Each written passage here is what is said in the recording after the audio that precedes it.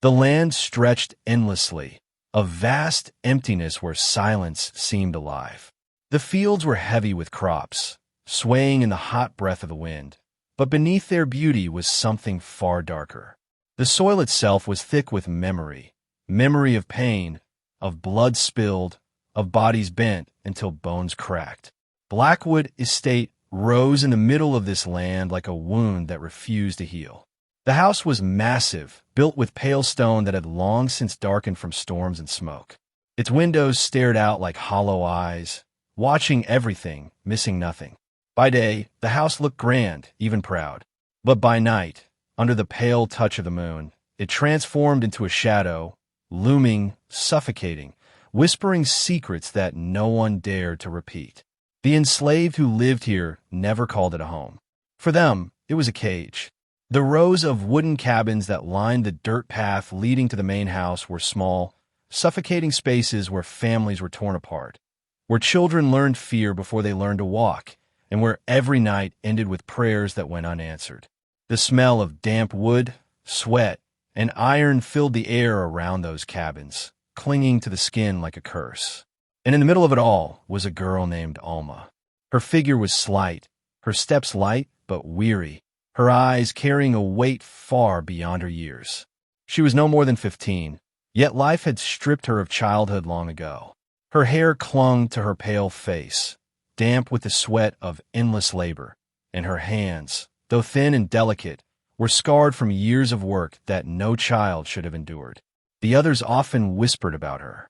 They said there was something in her silence, something unshaken even after lashings and endless toil. She rarely spoke, but when her eyes met yours, they carried an unsettling calm, as if she knew truths too deep, too dangerous to say aloud. But this story is not just about Alma. It is about Blackwood itself, the land, the house, and the master who ruled it with a hand as cold as steel. His name was Silas Blackwood. His cruelty was not just an action, but a tradition passed down and perfected. The world outside may have seen Blackwood as a place of wealth, a sprawling farm of prosperity. But those who lived and died there knew the truth. It was not a farm. It was a graveyard where bodies still walked, where screams were swallowed by the wind, and where hope had no soil to grow. And in this graveyard, Alma's story began. The sun had barely risen, yet the heat pressed down on the fields like a living weight. Rows upon rows of crops stretched endlessly, bending under the sky as if they too were prisoners of the day. Alma moved among them, her small frame stooped from exhaustion, her hands raw and trembling. Every day was the same. Wake before dawn, work under the blazing sun, and endure the lash if a mistake was made. The overseer's bell rang sharply across the fields. The sound sliced through the morning air, and every worker froze for a moment before resuming their endless labor. Alma's fingers dug into the cotton stalks, her movements precise, almost mechanical. She did not speak. She did not look around. Every misstep could cost her dearly, and she had learned long ago that silence was her only shield. The other enslaved workers whispered among themselves in hushed tones. They noticed Alma's quiet strength, how she endured lashes without crying, how she moved through the day carrying burdens heavier than her frame should bear. Some called her blessed, some cursed, but all watched her with a mixture of fear and awe. Alma had inherited more than chains. She carried stories her mother had whispered in secret, songs from a distant past that no one else remembered. At night, when the others slept, she would hum those melodies softly, keeping memory alive in a place designed to erase it. Across the field, Silas Blackwood watched. From the veranda of the main house, his eyes, sharp and cold, followed her every move. Alma's silence infuriated him more than any act of defiance could. He had broken many before her. He had crushed spirits, snapped bodies, and yet here was a girl who, despite her youth and frailty, seemed untouchable in her resolve. He signaled the overseer with a slight nod, a silent command that Alma would face him soon. The overseer's steps were heavy, measured, as he approached her in the field. Alma straightened her back, her eyes forward, her lips pressed into a line. Fear was natural, but she had long ago decided that it would not rule her. The day stretched on. The sun climbed, beating relentlessly, but Alma worked steadily, silently, carrying not just cotton, but the weight of those who watched her with quiet hope. She was more than just another enslaved girl in the fields. She was a presence that could not be ignored. And Silas Blackwood, observing from above, realized something dangerous. Alma was no longer just a worker. She had become a symbol. The sun dipped low, painting the sky in shades of blood red and amber. Shadows stretched across the fields, reaching for the weary bodies bent over the crops. Alma's hands were raw and bleeding, her back slick with sweat, yet her movements remained steady, precise. She was determined to finish before the evening, though she knew the overseer would soon report any minor fault to Silas. And Silas Blackwood was already watching. He strode across the veranda, his figure tall and commanding. The plantation seemed to shrink beneath him, the crops bowing not to the wind but to his presence. His eyes, sharp and cold as shattered glass, fixed on Alma. Her defiance was subtle, a tilt of the chin, a steady gaze, but pierced him deeper than any insult could. "Alma," he called, his voice calm but carrying an undercurrent of steel. It rolled across the field, silencing birds and workers alike. Alma did not flinch. She stopped briefly, straightening her back, and looked directly at him. Her chest heaved from the day's labor, but her eyes were unwavering, unafraid. The overseer approached, his hand shaking slightly as he adjusted the strap of his whip. He avoided Silas's gaze, fearful of his wrath, yet he also sensed the tension between master and girl. Something in Alma's silence had shifted the balance. Silas walked closer, circling her slowly, like a predator savoring its prey. "Do you think your quietness shields you?" he asked, voice low, dangerous. "Do you believe you can stand before me and be untouchable?" Alma's hands clenched around the cotton she carried. She said nothing, not a word, not a sound. Her silence became louder than any scream. Silas's jaw tightened. He raised a hand, but instead of striking, he let it fall. This child, fragile and exhausted, did not react as the others did. Fear, submission, tears, those were his tools, and none of them worked on her. For the first time, Silas Blackwood felt something unfamiliar, unease. Alma's calm, her quiet defiance, unnerved him.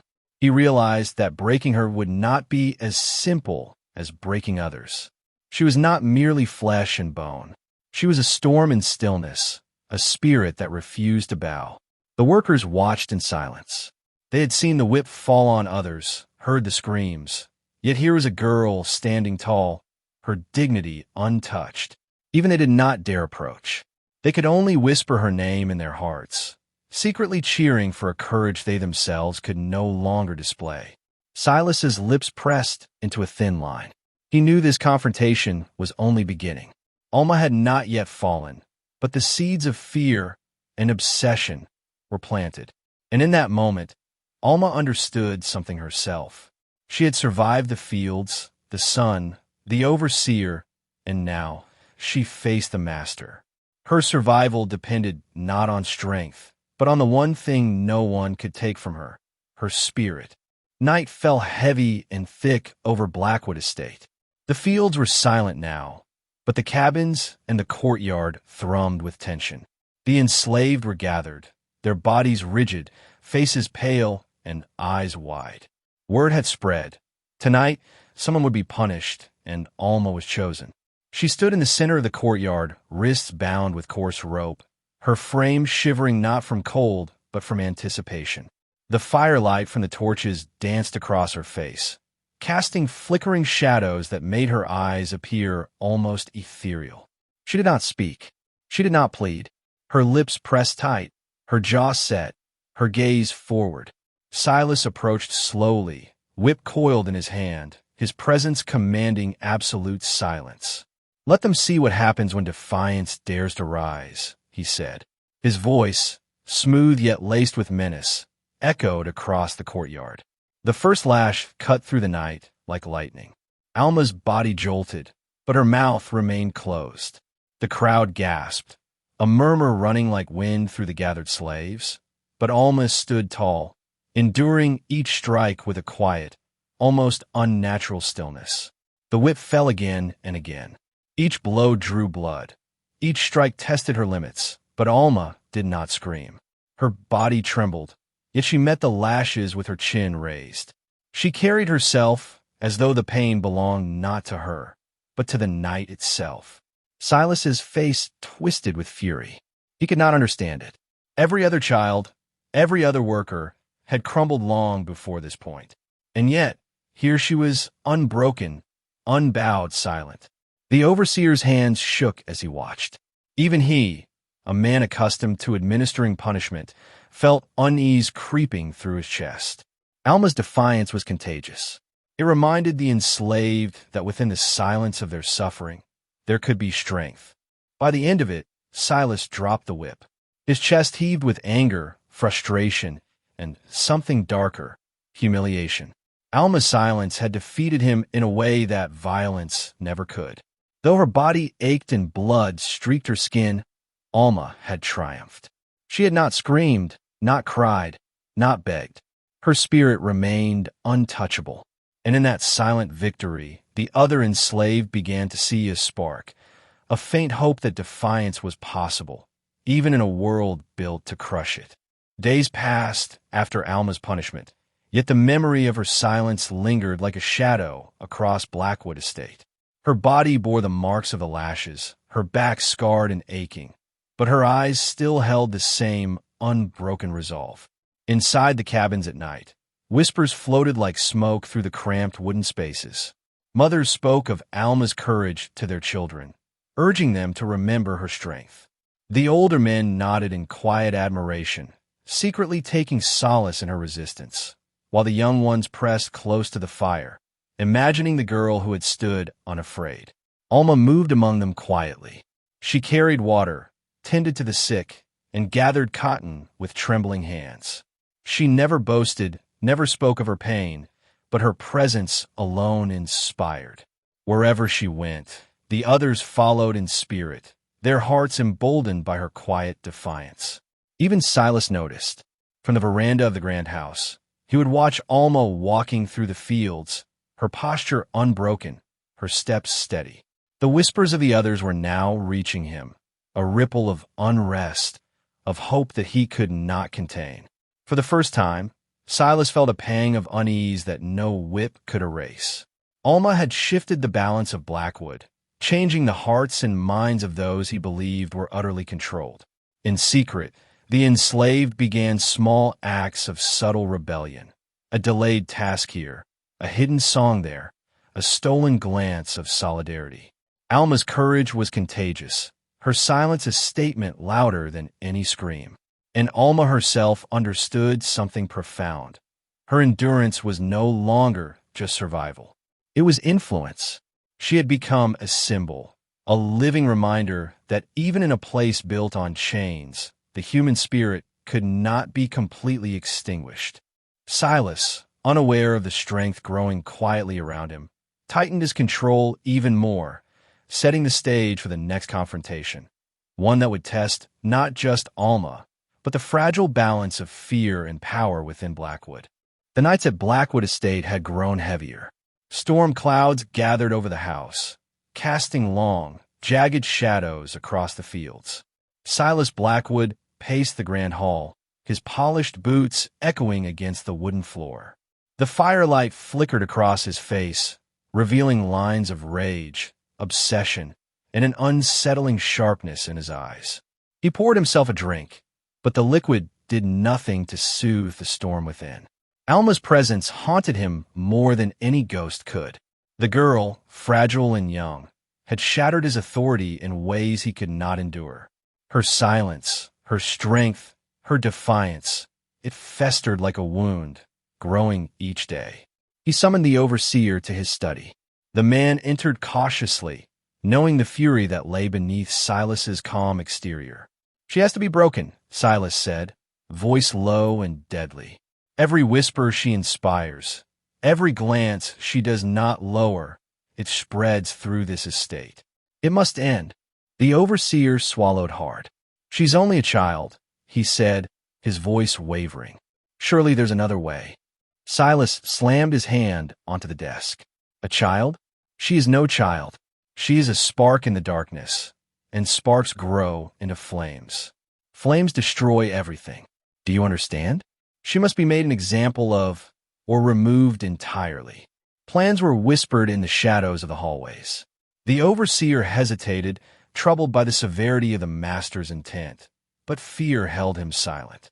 Silas plotted with meticulous precision: an isolated night, a trap in the barn, the shadows as accomplices, and no witnesses except the storm itself. Meanwhile, Alma moved through the fields unaware of the growing danger. Her body ached from the day's labor, but her mind remained clear. The whispers of the others reached her even now, giving her strength. She did not yet know that Silas's plans would bring her face to face with death itself, yet another test of her unbroken spirit. In the darkness, power and fear coiled tightly around Blackwood Estate. Silas Blackwood had decided Alma could not remain, and the night would reveal whether his cruelty would finally triumph, or whether the girl he sought to destroy would become something far beyond his understanding. The storm had begun in earnest. Thunder rattled the roof of Blackwood Estate, and rain pounded the earth in relentless sheets. The plantation seemed to shiver beneath the fury of the storm, as though nature itself sensed the darkness brewing inside the barn. Alma had been sent there under the pretense of fetching supplies. The overseer's hand clamped tightly on her shoulder, guiding her with a mix of fear and hesitation. She felt the tension, smelled the danger, but kept her composure. Inside the barn, shadows danced across the wooden beams. The air smelled of damp hay and rusted metal. Chains rattled faintly in the corners, but the overseer's hands trembled as he tried to secure Alma's wrists. His loyalty to Silas conflicted with the humanity he had not yet buried completely. Silas entered then, boots striking the floor with the precision of a predator. Lantern light flickered across his face, catching in his cold, calculating eyes. "Tonight," he whispered, almost to himself, "you will learn obedience." Alma's back straightened, her chin lifted. Even with her body tired and bruised, her spirit did not falter. She met his gaze head-on. The overseer's hand shook as he prepared the chains. Yet even in the presence of Silas's rage, Alma did not flinch. Her silence was her shield, stronger than any wall, louder than any scream. For a moment, time seemed suspended. The storm outside, the flickering lanterns, the smell of wet hay, all of it faded into the unyielding intensity between master and girl. Alma's presence was no longer that of a simple enslaved child. She was a force, a presence that unsettled even the man who had ruled Blackwood with fear for decades. Silas lunged, the chains lifted high, intent clear. But the shadows shifted strangely, the lanterns flickered violently, and for an instant, Alma's figure seemed to vanish into the darkness. When the light returned, the chains lay on the floor. She was gone. The overseer staggered back, pale and trembling. Silas's face twisted with fury, disbelief, and something darker, humiliation. Alma had outwitted him without striking a blow. In that moment, the balance of power shifted. Alma was no longer merely surviving. She had become untouchable, a ghostly force of defiance haunting the halls of Blackwood Estate. The storm raged with unrelenting fury. Rain lashed the fields, lightning split the sky, and thunder shook the old house as if warning all within. Blackwood Estate had never seemed so alive with terror. Inside the barn, Silas's fury had reached its peak. The chains were ready, the lanterns swaying dangerously. The overseer's hand shook, uncertain of his orders, fearing both the master's wrath and the girl before him. Alma stood silently, her eyes calm, her posture unwavering. Her body was bruised and bleeding, yet her spirit was untouchable. Silas stepped forward, whip and chains in hand, ready to assert control once and for all. Then it happened. The lanterns flickered violently, and went out. Darkness swallowed the barn. The storm outside howled like a chorus of lost souls. Thunder cracked through the night, and when the light returned, Alma was gone. The chains lay abandoned on the floor. The ropes that had bound her wrists dangled loosely, untouched by human hands. The overseer stumbled back, pale and gasping, unable to comprehend what had just occurred. Silas roared in rage, overturning crates, tearing at the shadows, but the girl he sought to destroy had vanished into the storm. Some whispered she had escaped into the swamps, carried by some unseen force. Others claimed she had become a spirit, free from mortal bounds, haunting the plantation with every gust of wind and every flicker of lightning. From that night onward, Alma's legend grew. Her courage became a symbol whispered among the cabins, a ghostly reminder that even in a place built on chains, the spirit could not be broken. Silas Blackwood aged, haunted by his failure. His authority, once absolute, was undermined not by battle, not by rebellion, but by a girl who refused to scream, to cry, or to bend. His nights were restless, filled with dreams of the pale figure in the fields. Alma had not struck the master down with violence. She had done something far more devastating. She had made him powerless. And so the legend endured, a girl who vanished into the storm, leaving behind a tale of defiance, resilience, and haunting justice.